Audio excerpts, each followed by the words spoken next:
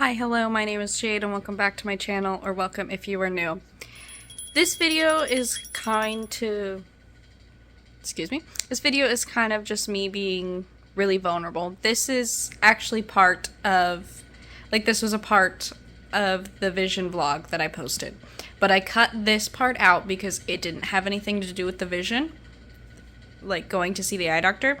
But I also wanted to make it into a video. I wanted it to be seen because I think it's important to show everything. Maybe not everything, but I want to be vulnerable in case there's someone else going through the same thing I'm going through. I want to let others know that it's okay. You know, it's okay to be feeling the way that you're feeling. And this video really shows the amount of anxiety that I am struggling with. I am talking about being anxious about making phone calls. And this day I was having a really, really hard day. And it felt like anxiety was ruling my world. I was in a really bad spot. Not just because of the anxiety, just because the outcome of the eye doctor appointment, but that's mostly what this video is. This is me being really vulnerable and struggling with, like, what is it called? I don't want to say social anxiety, but just anxiety. I'm talking about a panic attack that I had, and at the time I didn't realize that it was a panic attack until it was over, which I get panic attacks quite a bit. I want to be open about it. I first made this video, like this YouTube channel, to be open about anxiety, to help myself get through it, and to let other people know that, you know, you're not alone if you're dealing with that anxiety, that level of anxiety, because I'm dealing with it too. So yeah, it's kind of all over the place. It's a very emotional video for me, and I hope that it helps if you are also struggling or if you feel alone. And if you don't want to watch it, that's totally fine. Just skip it. But yeah, this is the warning before the video happens, to give a little bit to give a little bit of a backstory to what's going on. And yeah, so I don't really want to say I hope you enjoy, because I don't really want you to enjoy me being hurt and anxious, but I hope that it helps if you need it. And I will see you at the issues end. that I've been having over here, and just the amount of anxiety. Like, I've been trying to call, like, TRICARE and a few other places to find a primary doctor today, and I just can't. Like, my anxiety is crippling right now. Like, just, I don't get it. I don't get why I have such crippling anxiety when it comes to making phone calls. Like, I found all these numbers that, like, I need to call to see if they, you know, are in network with TRICARE and are taking new patients.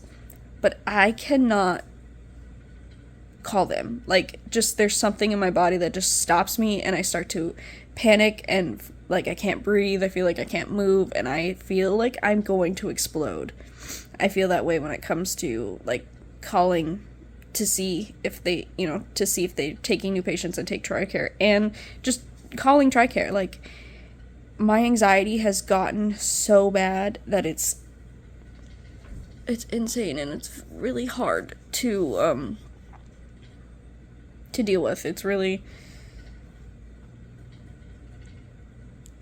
it's hard. Like, I've always had anxiety when it comes to making phone calls, but it's never been this bad. Like, I feel like I'm going to die.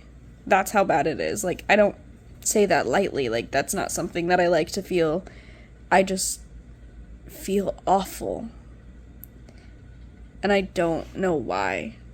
Like, okay, I know why. It's because sometimes when when I've made these phone calls in the past, they make me feel really stupid, and, you know, they don't treat, and they're not always nice, and it's hard for me to deal with because I'm sensitive, I guess. But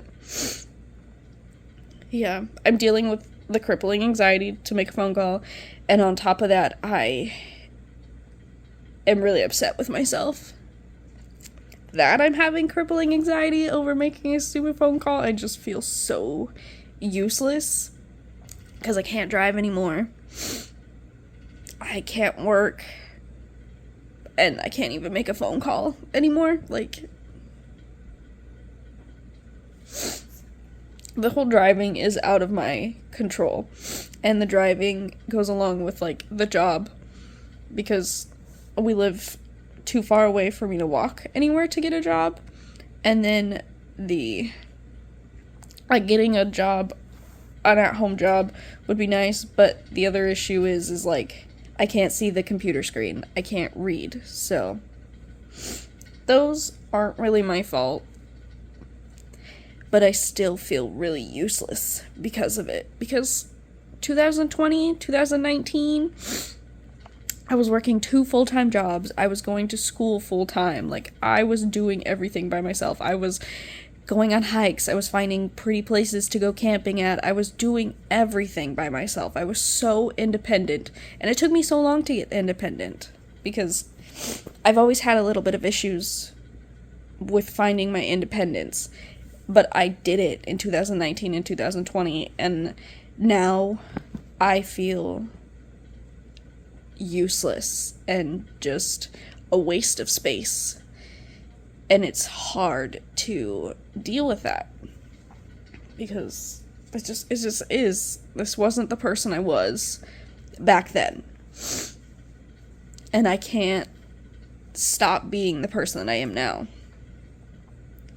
I know that if I just went to therapy and, was getting help like I need, I would be better, but I have to make that phone call to see if they're in network with TRICARE. And because I can't seem to pick up the phone, I'm having, I can't make that appointment. I can't do it because of the anxiety, which makes me so angry. I'm so angry about it because I'm an adult and I should be able to do this for myself. But for some reason, I can't. And it's just so frustrating. And I don't like talking about it. I don't want to tell people because then they look at you and be like, just do it. Just do it. Just be an adult and do it. And it's like, I have tried. I am trying. I'm trying not to cry, but I don't know why I can't do it. I don't know why I feel this way. I don't feel good about it, and I don't want to be this person. I just feel useless and like a waste of space, and it's really hard. But, yeah, I kind of just went on a rant about something that really didn't have anything to do with this video, but if anyone has any tips to dealing with, phone anxiety, phone call anxiety, and, helping, giving me good advice to help through it, I would really appreciate it because this is hard. I don't know how you guys do it. I don't know how people that can do it. It makes me feel so dumb. I feel so dumb. So, just be nice in the comments. You don't have to... if you don't understand, that's fine, but just be nice, because I don't think I could take someone being mean to me right now. Okay, I want to pop back on in here. You saw me before this video, and now I'm talking to you after. That's really hard for me to watch. Again, I remember exactly how I was feeling.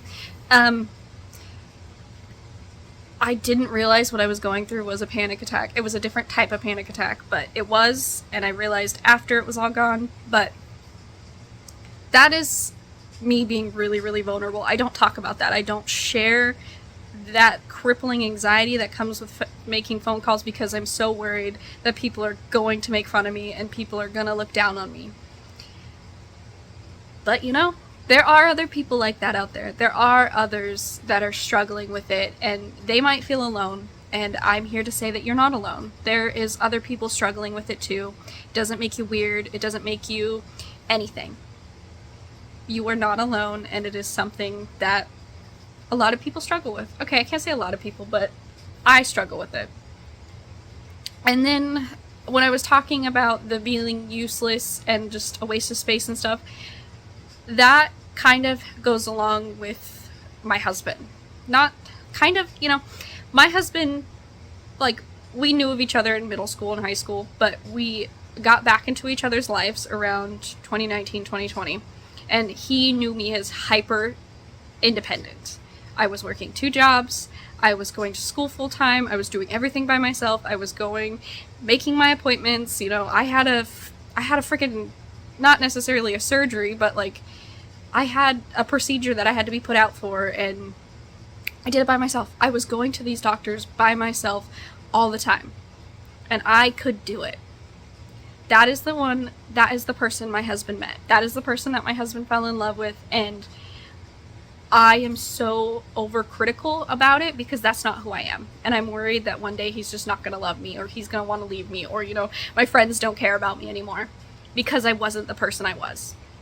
He's reminded me so many times that that's not true, and he wouldn't do that. And just because I need a little extra help doesn't mean that he doesn't love me. And I think that that's really important to remember, but I also know at the same time that I'm still struggling with remembering that, because I don't like the person that I am today. I want to have my independence back, but I can't, because I can't drive, I can't see. There's so many big what ifs that is stopping me from doing the things that I want to do. And instead of realizing that it's not in my control, my head tells me that I am the fault, like I am the reason. I had an ex-boyfriend, not my abusive boyfriend, but I had an ex-boyfriend before, and at the time I couldn't drive because I didn't have my license at the moment. And he had to take me to the eye doctor one time. He told me that he was totally fine with going to the doctors with me and whatever, because I just needed him to drive. Like, at that time, I just didn't have a license.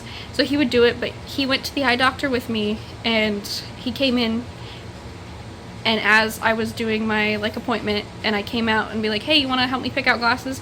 He told me that he doesn't know if he could be in this relationship because I could go blind. Because I could lose all my vision, and he would have to take care of me. And he was already starting to get annoyed that I needed his help to get to doctor's appointments. He was like, I know I told you in the beginning of our relationship that I would always drive you anywhere you needed to, don't feel bad about it. But he started to tell me that he thinks that he's going to resent me because he doesn't want to have to take care of someone who can't take care of themselves. And at the time, I was taking care of myself. The only thing I needed help with was getting to the appointments. And sure, at first I needed help with, like, convincing myself that it was okay to get help. Because in that point in my life, I thought it wasn't okay to get help. So he did encourage me to get help.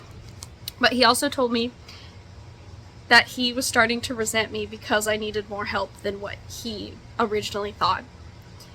And he told me that if I were to ever go blind, he couldn't be in a relationship with me because he couldn't be with someone who he needed to be a caregiver with. And I tried to explain to him that even if I do go blind, you won't have to be my caregiver. Like, sure, I would need help a little bit more than I do now, but that doesn't stop me from being me, you know? I tried to explain that so many blind people can do everything a sighted person could do except, you know, drive. Like, there was a few little bumps in the road, but they could do it, and I showed him different YouTubers that, you know, did everything blind, and he still said that he would just learn to hate me and resent me. And I think that since he said that, I know that he's not my husband, okay? I know that. But because he told me that, that is one little piece that is stuck into my head that I can't seem to get through. Like, I can't get it out of my head because now I'm worried that my husband's gonna resent me. Because he's taking care of me, because he's working, because he's taking me to the appointments, because I needed help making these phone calls. All of that just at once caused this really big panic attack, and I don't even know. this day was really, really hard. It is still really hard because I'm still very upset that I'm not independent, and I'm so scared that he's going to one day just not love me and say that he can't be with this, but that is just something that I need to go to therapy for, and I know that. I am trying. I'm still working on it. Things are going in a better direction than this last clip that you just saw. I'm getting things figured out, and I want you guys to know that last week, this clip wasn't last week, this was a few weeks ago. I want you to know that, no, it wasn't even last week, is this week, the beginning of this week. This week, I think this clip was actually last week, I'm not really sure, but this week, I was able to make 4 different phone calls to different doctors. I was able to do it, and I'm so proud of myself. I know it's so small, but after feeling like I was going to die because of my panic attack over making a phone call, I'm so proud of myself. It took a lot, but it felt so good to be able to do after. So I'm proud of myself, and if you are struggling with phone call anxiety or just any anxiety, like I have panic attacks when we go to the doctor's office, or when we go anywhere. So if you are struggling with that, just know you're not alone, and take it one day at a time. One day at a time, you will get there to where you are happy and proud of yourself. You just need to give yourself time. And, you know, again, if anyone has any tips about phone call anxiety, because I still have anxiety about it, like, just because I was able to make 4 phone calls doesn't mean that I'm still not super anxious, put them down below. I would love to hear your stories. I would love to hear your advice. And if you want to talk about it, I'm always here too. I would love to be there for someone who needs help just as much as I do. But that is that is that for this video. I hope you guys had a great day. I hope if this video found the right audience that it helped you, or it made you not feel alone, because you're not, and I'm always here if you need it. But I'm gonna go, so thank you for watching. I'll see you in the next one. Bye.